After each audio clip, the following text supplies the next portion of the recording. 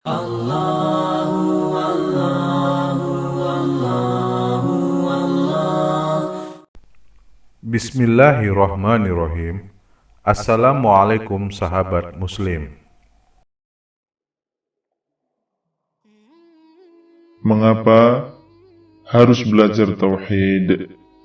Belajar tauhid merupakan kewajiban setiap muslim, baik laki-laki maupun wanita, karena Allah Subhanahu wa Ta'ala menciptakan manusia dan jin adalah hanya untuk bertauhid, yaitu mengisahkan ibadah kepada Allah.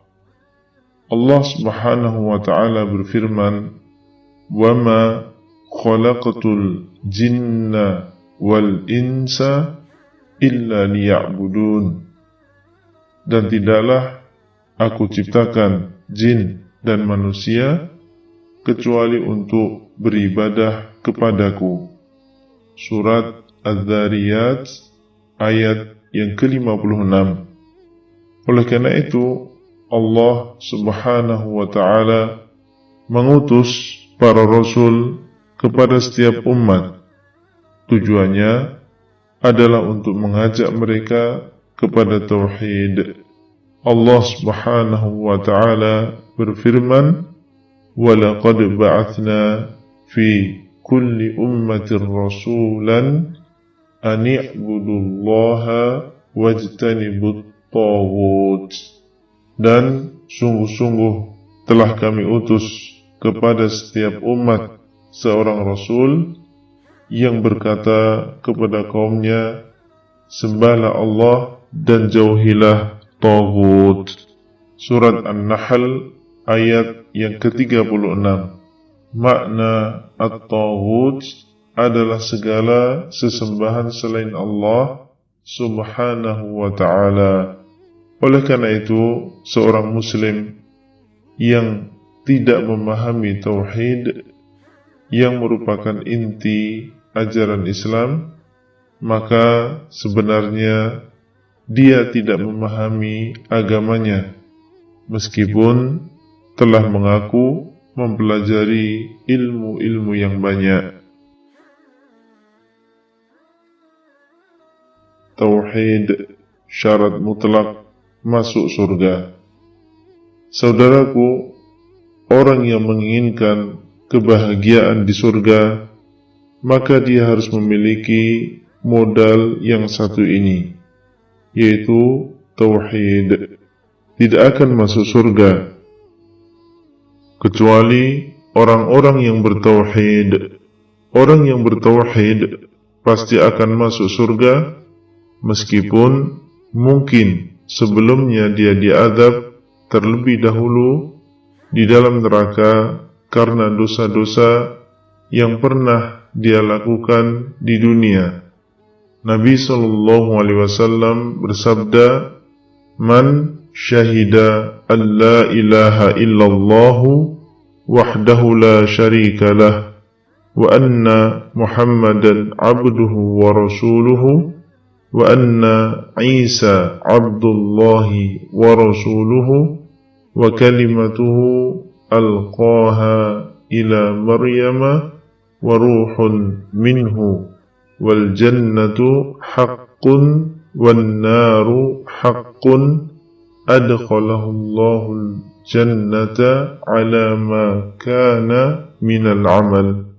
Barang siapa yang bersaksi bahwa tidak ada Tuhan yang berhak disembah kecuali Allah saja, tidak ada sekutu baginya, dan bersaksi bahwa Muhammad adalah hambanya dan rasulnya, dan bahwasanya Isa adalah hamba Allah dan rasulnya, dan kalimatnya yang dia tiupkan kepada Maryam dan ruh darinya, dan dia bersaksi bahwa surga benar adanya dan neraka benar adanya, maka Allah akan memasukkannya ke dalam surga bagaimanapun amalan yang telah dia amalkan. Hadis riwayat Al-Bukhari dan Muslim. Di dalam hadis yang lain, Nabi SAW bersabda, "Fa innallaha qad harrama 'alan nari man qala la ilaha illallah yabtaghi bidzalika wajha Allah." Maka sesungguhnya Allah telah mengharamkan neraka bagi orang-orang yang mengatakan la ilaha illallah yang mengharap dengannya wajah Allah.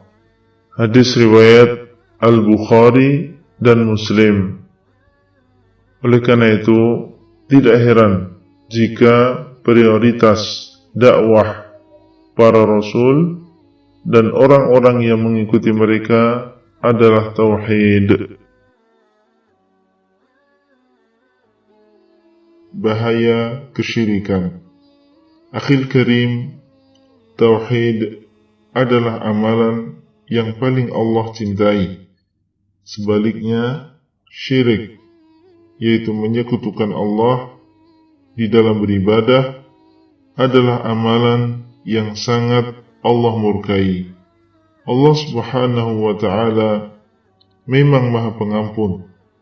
Akan tetapi, apabila seseorang meninggal dunia dalam keadaan berbuat syirik besar kepada Allah, maka Allah tidak akan mengampuni dosa syirik tersebut. Akibatnya, dia kekal di dalam neraka selama-lamanya dan tidak ada harapan baginya untuk masuk ke dalam surga Allah Azza wa Jalla. Dan sungguh, ini adalah kerugian yang tidak ada kerugian yang lebih besar daripada kerugian tersebut. Allah Subhanahu wa Ta'ala berfirman, "Innallaha la yaghfiru ay yushraka bihi wa yaghfiru ma duna dzalika liman yasha." Sesungguhnya Allah tidak mengampuni dosa syirik dan mengampuni dosa yang lain bagi siapa yang dikehendaki. Surat An-Nisa ayat yang ke-48. Allah Subhanahu wa Ta'ala juga berfirman, "Innahu man yusyrik billahi faqad harramallahu alaihi al-jannah wa ma'wahu an-naru wa ma lidh-dhalimina min ansar." Sesungguhnya barang siapa yang menyekutukan Allah, maka Allah mengharamkan baginya surga dan tempat kembalinya adalah neraka, dan tidak ada penolong bagi orang-orang yang zalim. Surat Al-Maidah ayat yang ke-72. Oleh karena itu, hati-hatilah saudaraku terhadap dosa yang satu ini. Terkadang seseorang terjerumus ke dalamnya sedangkan dia tidak menyadarinya. Bentengilah dirimu dengan perisai ilmu agama, belajarlah dan berdoalah kepada Allah dengan sejujur-jujurnya. Semoga Allah Subhanahu wa Ta'ala melindungi kita dan keluarga kita dari perbuatan syirik. Wallahu a'lam bishawab.